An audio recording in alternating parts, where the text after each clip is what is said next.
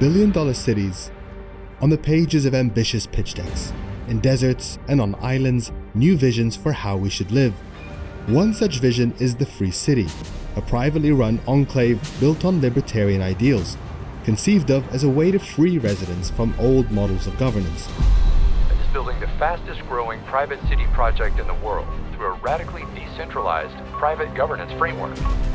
Like Prospera, a free city in Honduras, backed by venture capitalists with deep pockets. These projects promise a radical reimagining of how we live together. But for whom? I'm Mohamed Hassan, and this is the Doha Debates podcast.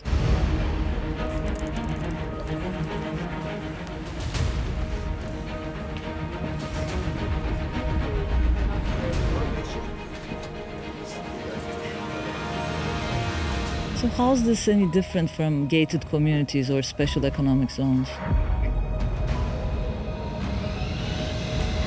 At the end of the day, let the people decide, let the market speak.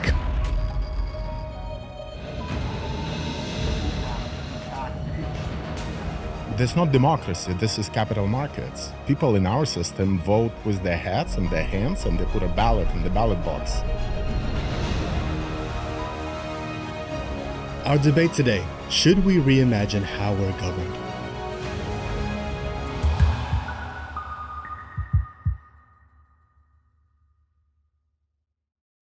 Joining me today, entrepreneur and founder of the Free Cities Foundation, Titus Gebel.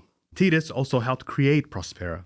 We've got Gokce Gunel, anthropology professor and author of Spaceship in the Desert, a book about an ambitious high-tech eco-city called Masdar in Abu Dhabi. And finally, Evgeny Morozov, author and researcher who examines both the political and social implications of technology. Thank you all very much for being here.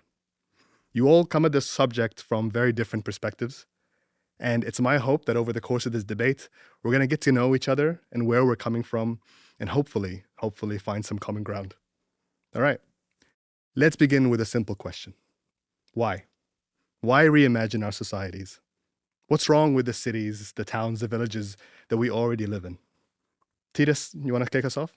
Yeah, we see people are dissatisfied. They don't know exactly what's wrong, but they know there's something deeply wrong. And on a big historical scheme, you had in the past the monarch, the king, the emperor, who decided how you have to live. And then it was replaced by a majority elected government that decides how you have to live. And that all leads to a constant struggle, which I call an invisible civil war, because everybody is trying to get their regulations, their benefits from the government. Other people are trying to prevent that. So it's a constant struggle. And so you have always 50% or half of the population that is not satisfied with what is happening. And we are currently on a threshold, a new era where people can decide for themselves how they want to live to a very large degree. And that's what I want to achieve with these free cities and other projects. So you think the democratic process itself is faulty? Yes, I do think so. It's certainly doable on a more regional, local level. But if you are very distant from the people that you are governing, then it's very hard to meet their demands. Evgeny, if I can turn to you, where do you think the problem lies in the way that our society works today? Well, I mean, there are obviously a lot of problems that have to do with people feeling alienated from the governing experience, from the political experience, from the democratic experience. So I share some of the premises of what we have just heard.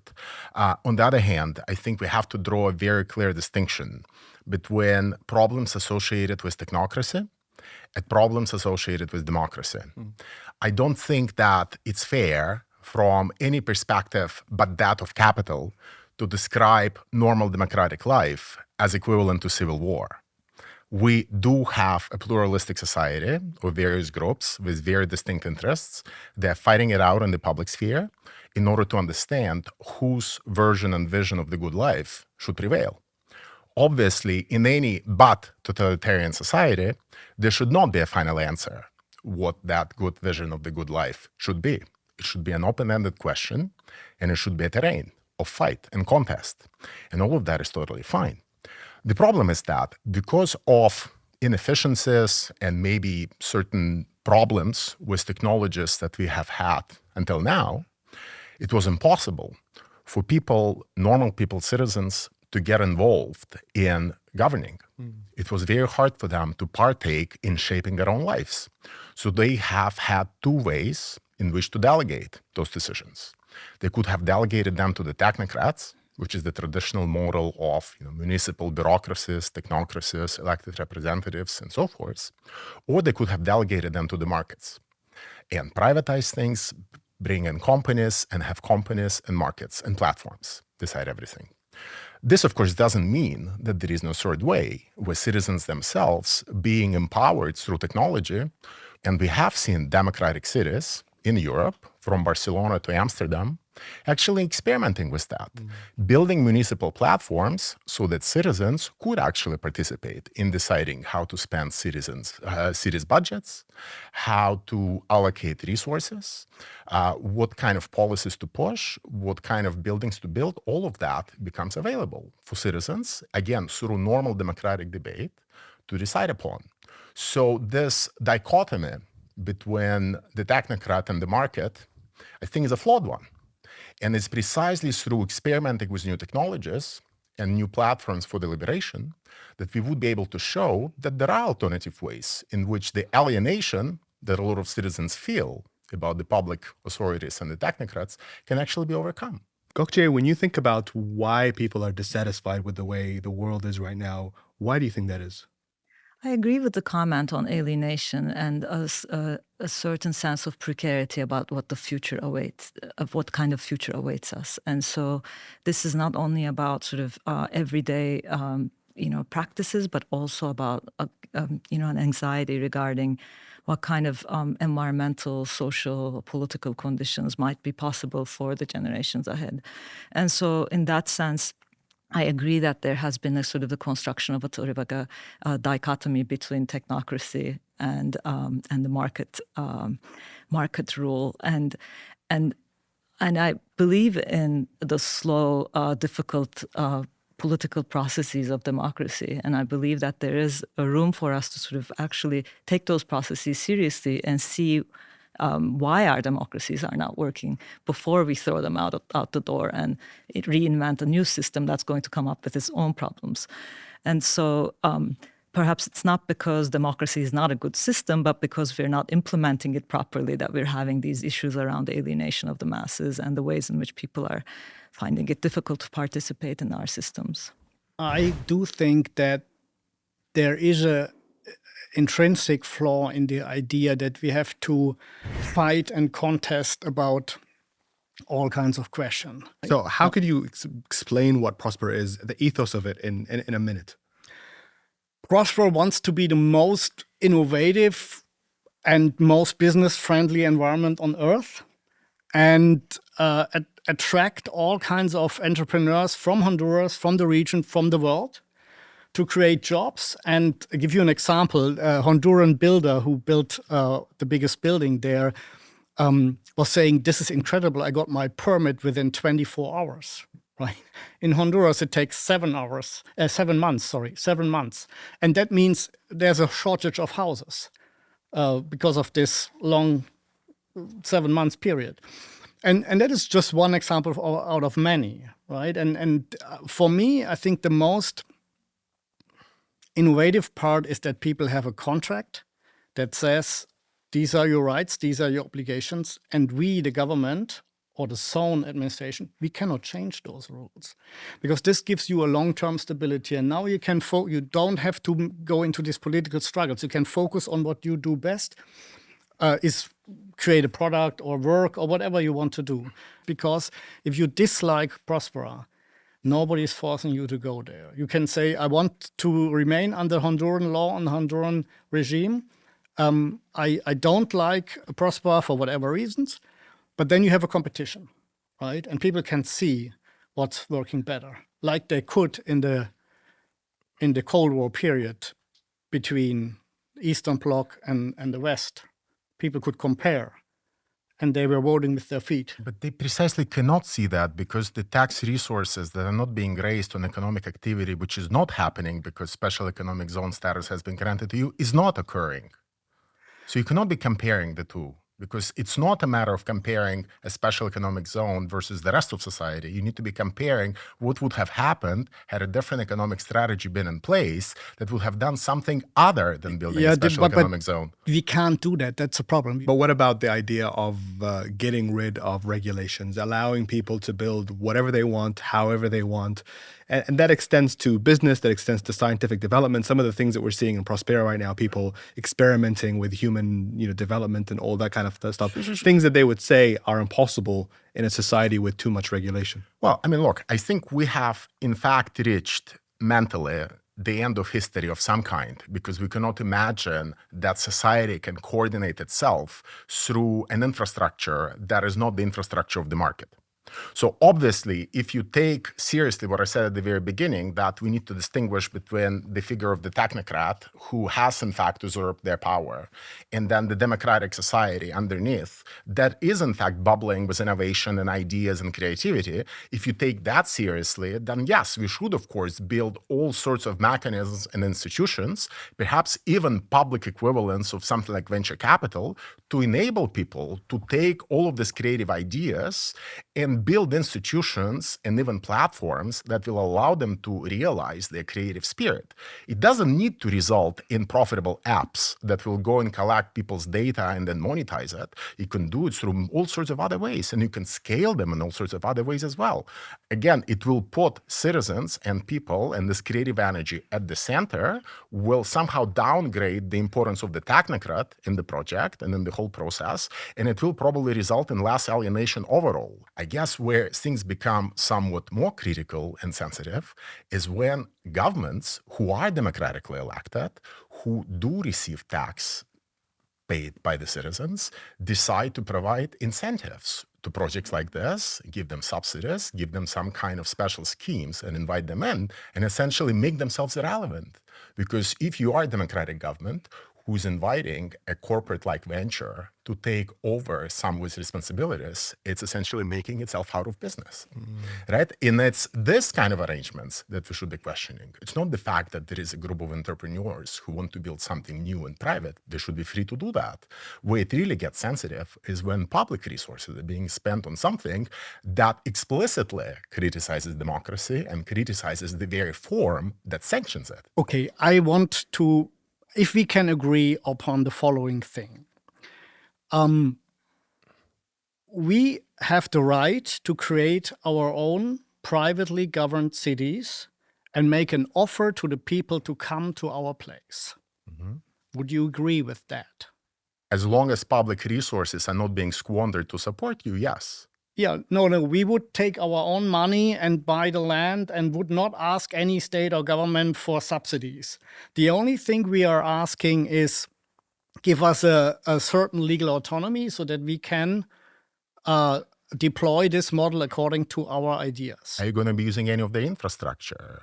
Fire brigades, insurance, banking, electricity, connectivity, or you'll be doing it in the desert? No. If we would do that, we would pay in exchange for that. And that's exactly what's currently happening, right? We are already negotiating with governments or with neighboring communities. If we would use their firefighters, we would, of course, pay them something in exchange.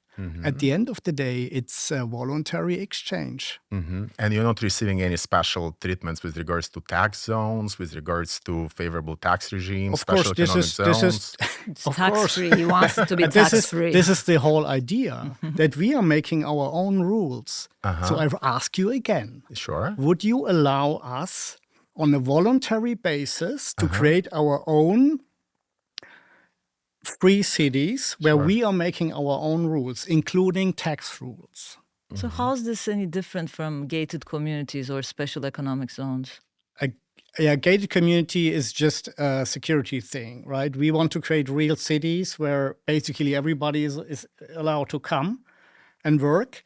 The big difference is that we are giving the people who are coming a real contract, a resident contract. and not a so-called social contract. This is fictional and this is constantly changed by the government, never by the people.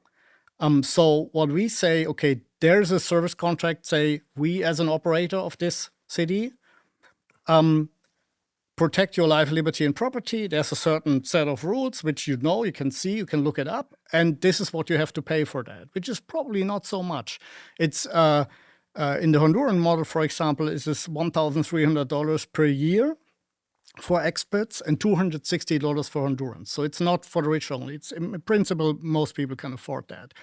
And yes, it has some elements of a special economic zone in a way that a special regime is applicable in that area that is not applicable for the rest of the country, right? It's a one country, two system model, if you want.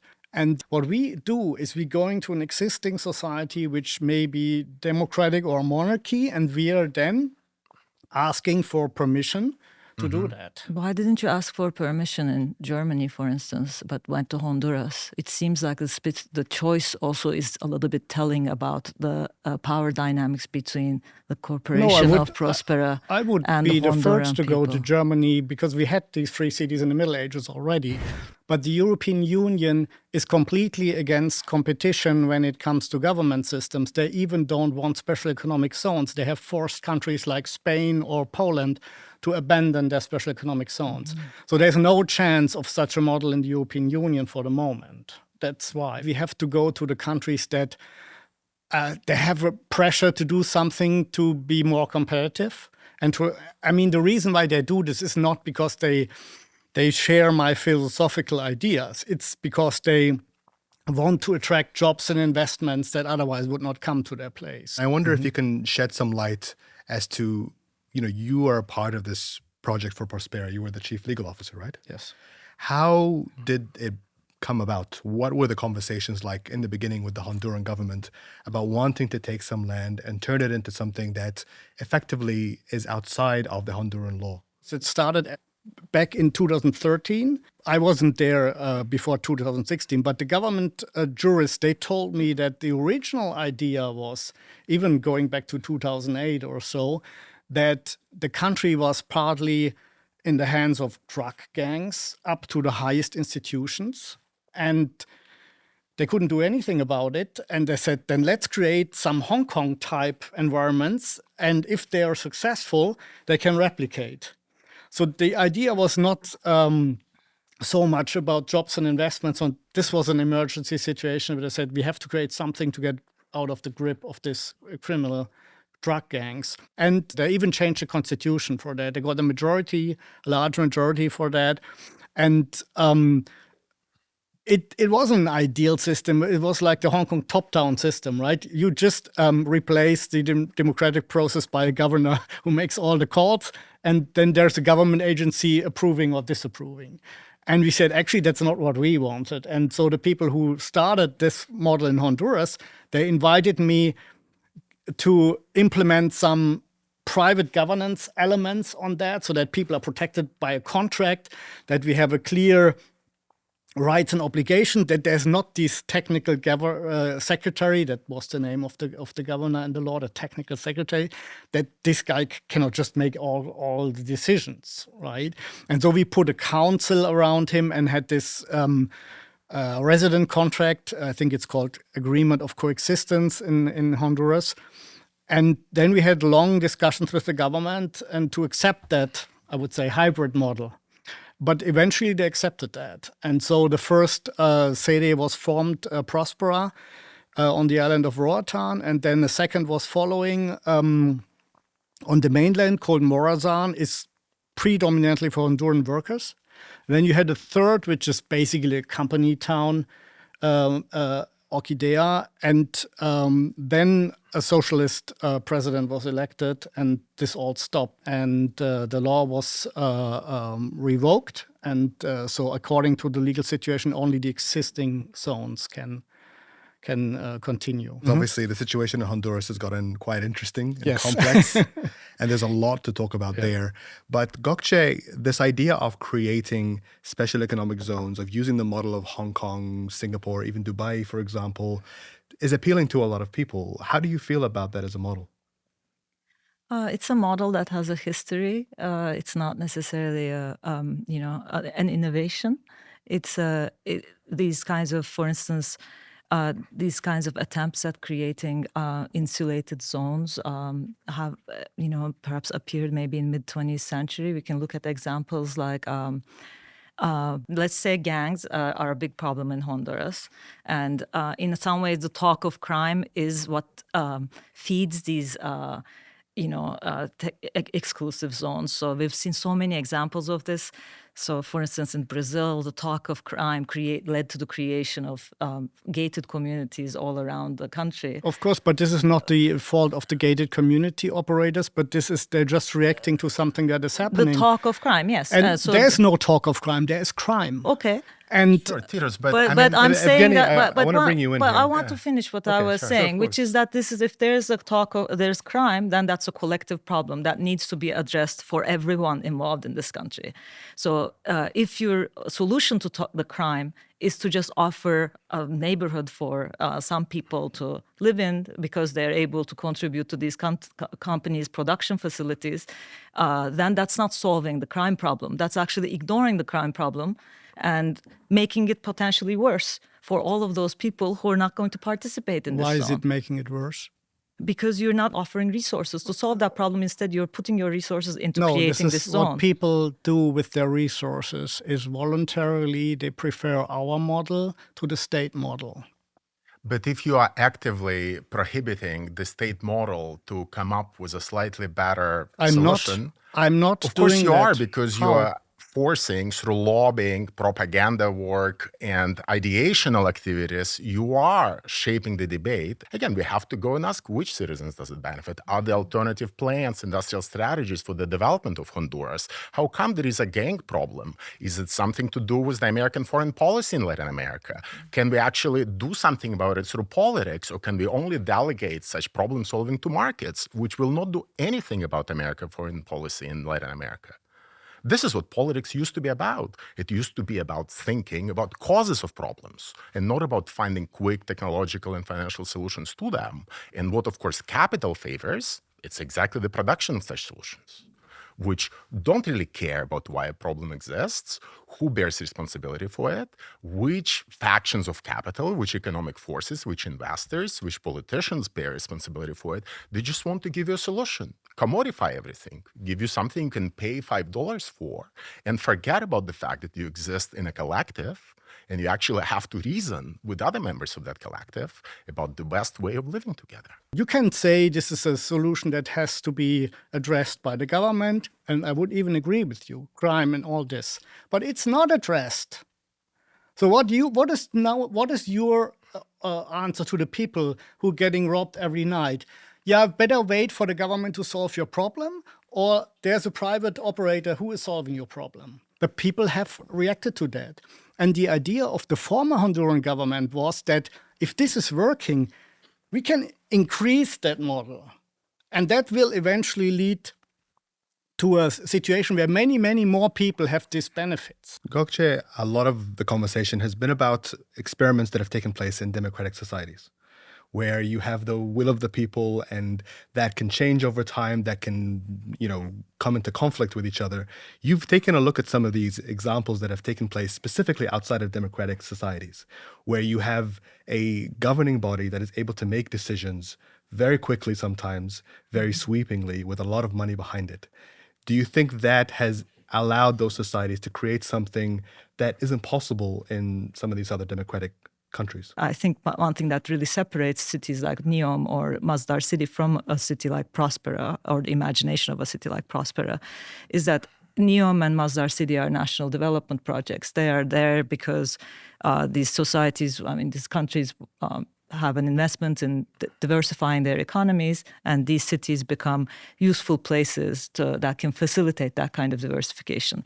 And they also again, have histories in these places. So they are in some ways extensions of the oil towns that really structured or the ways in which space was organized in the Arabian Peninsula. And so now, instead of the oil town, you have the AI town or the clean tech town. So the basis for sort of having one kind of economic force at the center of a city that structures that city, continues in that sense. So I think one thing that fascinated me in this conversation is the kind of maybe Titus's definition of a ahistorical kind of market force that consists of sort of these irrational actors that have no context or no social life to them. They just are these figures that are, moving around and making these one decision after the next. But that's not how life works in many cases. So, and perhaps one way to think about that was to sort of give an example from, say, Masdar City. So Masdar City, as I said, was started with the imagination of being a clean tech hub. Right? Again, there was the emphasis on, like what Titus was saying, if you build it, people will come. If you have this infrastructure here, then, clean tech companies will start to operate here and they'll start to, produce products that we can start exporting, and they'll sort of complement the let's say, oil exports in some ways. But in order to do those things, there was a sort of like a reliance on some people having a commitment to these places, right? And so if you're constantly churning people, people are coming in and then leaving in a couple of years, that kind of ecosystem is very difficult to achieve. And partially, I think one of the city's goals was to generate that, to have a hub where, certain kinds of highly skilled, say, experts, white collar workers, situated themselves within the city and, produced these clean tech products. And then there were blue collar workers who made that city possible. But the eventual goal of the city was the elimination of those blue collar workers and their replacement through, various kinds of technologies.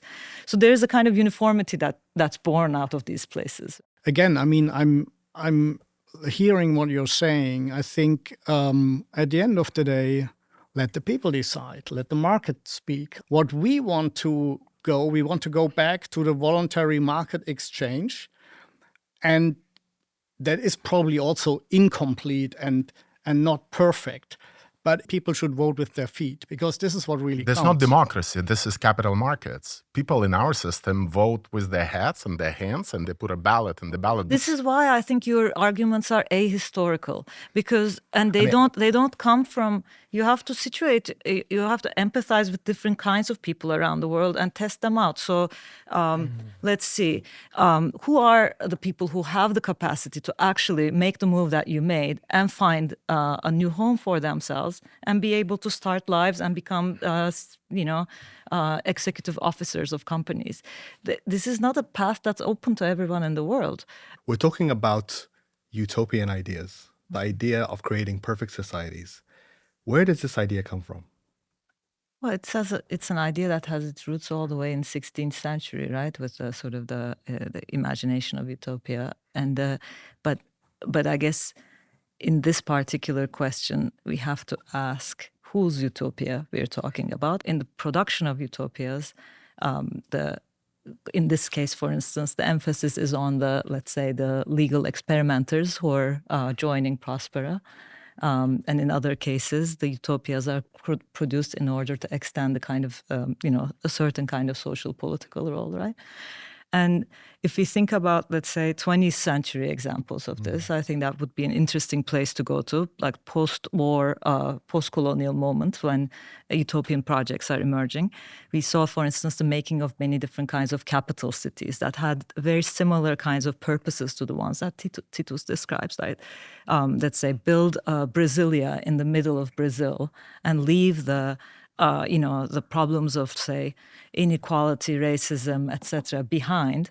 And in that case, architecture was going to be the main engine, the main silver bullet that was going to sort of order people in particular ways in space, and create, in that case, an egalitarian society, right? So the goals of the project were received support from the government. They received support from many people who, I guess, moved there. But eventually, as people began to populate the city, all the problems that Brazil already suffered from re-emerged in those places. In that sense, even though it was a utopian goal to sort of create a new kind of, living environment. It didn't become a solution to the collective problems that the Brazilian society suffered from. But I think it's important to question who the agents of those utopias are, because that's a question that we often forget, because it becomes a sort of like a catch-all that is a utopia that we can sort of, let's say, market to everyone. I would agree. Most utopians in history were rather collectivist, communitarian ideas than individualistic, libertarian ideas. And I think what is a misconception is that my ideas are, and I also cannot speak for Prospera. I left Prospera 5 years ago, right? But I just helped creating the framework, and I, of course, have a sympathy for the project. But the idea is here that we do not create a top-down solution like Brasilia, where we say, okay, we make it grandiose and let some star architect decide how people should live. No, we want really a minimum regulation for security sector, because you need to be safe in order to exchange goods and ideas and communicate with people. But within that, a spontaneous order should emerge. We want to create cities, free cities. And the city can only become a city if everybody has somehow contributed to it. It's the total opposite of the Brasilia top-down model. We want the bottom-up development. No, actually, it's very similar, because in that case too, this was the sort of the space that was created. It was beautifully designed. In your case too, you're working with Zaha Hadid's office in Prospera, so you are collaborating with star architects. And people came and populated this city freely with their own ideals or their own imaginations of how they wanted it to be. But the existing social political forms obviously structured how these people moved around in the world and went on with their lives. So it's not like they stepped into this place and all of a sudden they became these ahistorical actors that are going to enact a stage a play of free market or whatever you want, in the Prospera's case, idealism. So you're saying you are not allowed to make any experiments because all solutions have to be dealt with the whole society. Is that what you're saying? No, I'm saying, no, that's not what I'm saying. I'm saying that whoever joins you in Prospera is going to come there with their own misconceptions, own assumptions, own sort of prejudices. That's and those assumptions, are. exactly, you're not going to be able to achieve that pure market form that you aspire for in Prospera, if that's what your aspiration is. Evgeny, if I can ask you, I'm curious as to when it comes to the idea of building a utopia, building an ideal society, if it's not built on the ideals of libertarianism or the free market, what is the better alternative in your eyes? I mean, look, we have to, first of all, understand that utopias by themselves are very important in structuring our imagination of what is possible and what we should be aiming for. So I do not see anything wrong as such with us trying to articulate some kind of a vision and basically say that this is a society we want. And many important changes in society, our strive towards racial justice or equality, they have been structured by some vision of utopia. What a society without racial prejudice would be like, what a society without inequality would be like. All of that, to me, is normatively, unambiguously good. Where I somewhat disagree with Titus is in assuming that proclaiming that a society will be driven by spontaneous order, and who doesn't like spontaneous order? Of course, it's wonderful when it happens, but the problem is that we do exist in a world where Google or BlackRock or JP Morgan have infinitely more power to shape the direction of that spontaneous order than a random refugee from Bangladesh. And in that sense, the order that's going to emerge in those communities is going to favor certain types of people.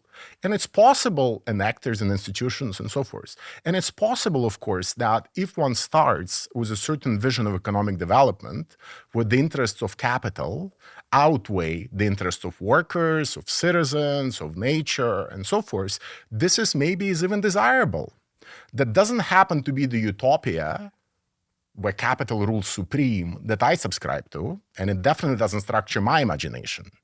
But I do acknowledge, and this is maybe me conceding to Titus that there is a certain coherence, that if you want to build a utopia for capital, you would build something like Prospera, where there is definitely a legal framework that guarantees returns, where there is security, where the government cannot bail out on you.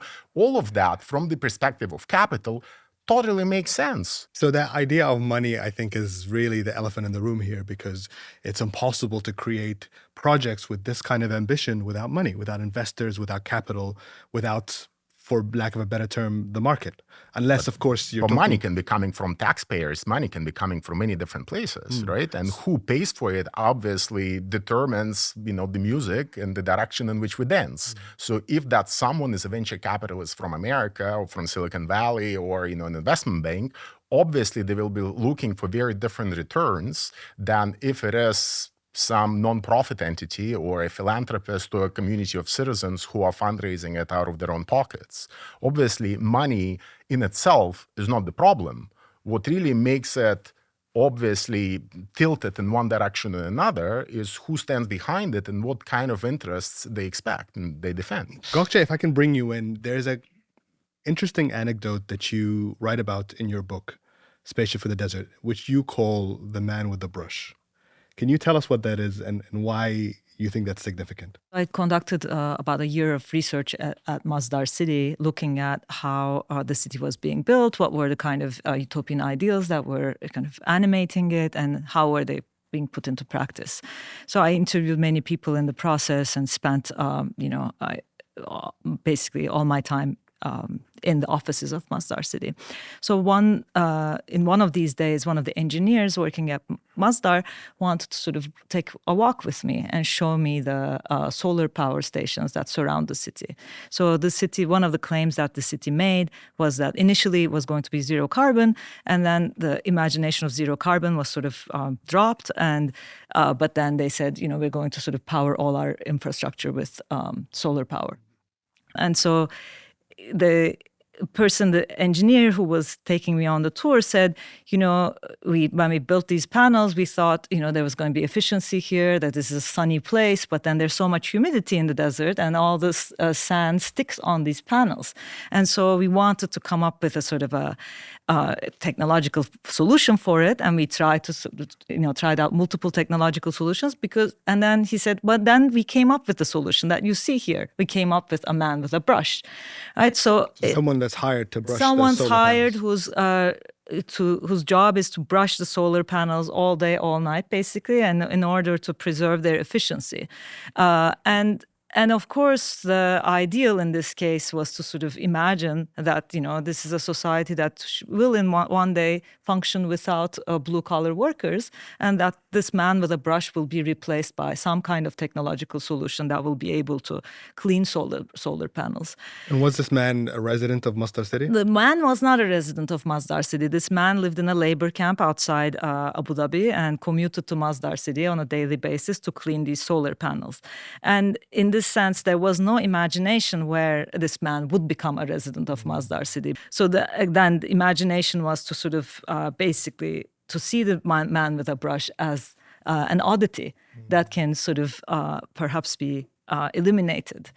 And again, I guess these are tech utopias, right? So to be replaced with technology. And I think in this kind of, we've talked about, the power of utopias. And if this were to be an inclusive utopia, there would be a place for this kind of person to also be integrated within this utopia, right? So this idea of the potential inequalities that arise with technological advancements, I think it's something that is becoming increasingly an issue in Silicon Valley and a lot of the AI revolution that we're living through right now. Evgeny, you're somebody that is a proponent of technology and the transformative power of technology, the utopian potential that lies within it. How do you aim towards some kind of tech utopia without inevitably coming up against this problem of inequality? Well, I don't think that there is anything inherent in technological development that favors unequal outcomes. I think that by and large, it's the consequence of the social and political model in which those technologies are embedded and from which they emerge. So if we want to have a tech utopia where technologies benefit humanity, that they're blind to race, that they erase hierarchies, that they promote equality, then we need to be striving towards a political society that genuinely cares about those things, rather than about attracting capital or increasing efficiency or facilitating investments. All of those might be important and might even be constituent parts of this other utopia. But in this other utopia, where technologies do play a progressive role, other values take priority. Values like solidarity, values like respect, values like genuinely helping people in need, and assuming that not all of us are equal just because we happen to be born in the same country with the same passport, that some of us are more equal than others, and that there are social, economic, racial, and other factors that benefit certain groups over others, and that we do need to be taking active steps to redress that. So in that sense, I think technology can even help with achieving many of those goals, but it requires a very visionary program that is also capable of decoupling its potential from its current ambassadors. And its current ambassadors are all big, heavily capitalized firms in Silicon Valley and financial backers like the Japanese SoftBank that are pushing this agenda. And they have very specific returns. So Sam Altman, Silicon Valley, a lot of these influencers with money have been investing them in a lot of these new projects, whether it's Prospera or even Praxis, where I think Sam Altman has invested quite a lot of money into. How do you feel, Titus, about where this money is coming from and maybe some of the agendas that come with it? We have seen some of the billionaires trying to create their own city types of things, but they have then relatively soon find out that technology alone is not enough, right? You cannot just create a new system without having the political backing, right? You cannot just change the rules in California, creating a new city without the rules that apply in California. So most of these things failed for that reason. And technology alone is, I would say, it's kind of neutral. It can be used for very good things to make your life easier, but it can also be used for 24/7 surveillance. And if you have zero rights, then what good is a smart city for you, right? I feel like we can probably all agree on that. And I mean, maybe would I want to live in a Google town? Probably not, right? You have new rules, and if you don't agree, we kick you out, right? This is not attractive to people like me, but for some people it might be attractive because they get a universal basic income or whatever. So I think we will see those things developing, and there will be different models. There will be models that are more in the direction that you are saying, Evgeny, is you have an idea of a just world, and then you create it by creating the respective institutions. I think this is the approach most of these tech billionaires also have. They have a certain idea of how the world should be. And that is, in my view, a dangerous utopia which normally fails because it's just what you think the world should look like. But I think it will also be the case that because people are different, we will in the future, in an ideal future, we will have different models of living together because people are different and have different values. Maybe to bring us all to a close, I'd like to hear from each of you. If you were to sell me on an idea of your ideal society, what would that look like? What would be your sales pitch? Titus, I'm going to begin with you because I know you're ready. Well, I thought I was doing that. Yeah, I mean, the ideal society is not a perfect society, but it's a society where the basic human right, the only human right, is the right to be left alone, where this is secured to a very large degree. That means I have legal security because my operator is providing security, but otherwise is keeping out of my life. And I also know that I can hold him accountable because I have a contract, and I can go to outside arbitration if he is doing wrong. So I have now not the necessity to involve in political disputes and all that, but I can do what I can do best and help others or whatever, associate with others. And have a safe space where I know, okay, you know what you have to pay, you know that you respect your neighbors who might have different views, and the neighbor knows the same. We both know that there is no entity that can be hijacked by interest groups or by majorities or by whoever capital-intensive people, because there is none, right? There's only this bilateral contract, and that is giving me much more tranquility and safety than our current system. So this would be the system I would like to live in. Gokce, what about you? In some ways, I like the experiment of sort of thinking about what would be an alternative to the nation state, right? I think there's a lot of, the nation state is a, let's say, in many places, less than 100 years long sort of formation. It's, I think, useful, healthy to question that as a form and not take it for granted. But in other ways, I think that there needs to be an emphasis on, I absolutely disagree with the people's right to be left alone. In some ways, I think people should have the right to have collective action. We have the right to be left alone. We actually have been forbidden to pursue any kind of collective action. And that has happened through, spatial mechanisms, technological mechanisms, market mechanisms, legal mechanisms. So in my ideal world, there would be more opportunity, more potential for collective action, and the tools that we have would facilitate that rather than prevent that. And I agree that there needs to be sort of that ideal society is not a perfect society, that there needs to be a sort of a constant conversation and difficult and slow political sort of debate in that society. Evgeny, let's end with you. Of course, there are problems that the nation state as a form has and has had. There are problems that the model of kind of progressive technocracy that has been installed in many, many governments for the last century or so, including the welfare state, has as well. All of this are deeply problematic institutions that have had to rely on hierarchies to compensate, and expertise of technocrats to compensate for the inability, much of it actually technological inability, to involve citizens in experimental decision-making and in deciding how to govern their own affairs. So we have, of course, to look at the existing institutions critically with an eye on how we can reshape them by using technology to make sure that citizens feel they have a greater say in how they live their lives. Now, I do not happen to believe that technologically mediated, market-infused cities is the only answer. But I think we have to understand that the ideal society, at least the way I envision it, it would allow for conditions where our starting point when it comes to class or race or cultural capital do not influence our trajectory later in life.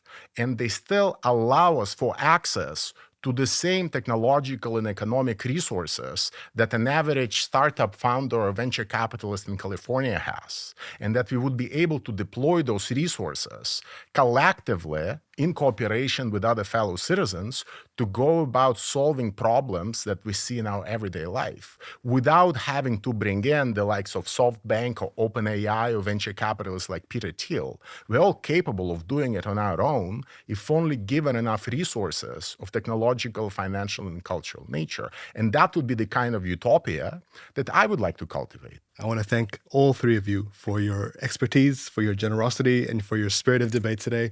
And I look forward to us coming back together in 10 years and having this conversation. In Honduras, hopefully. In Honduras. Maybe, why not? Thank you very much, and thank you for watching.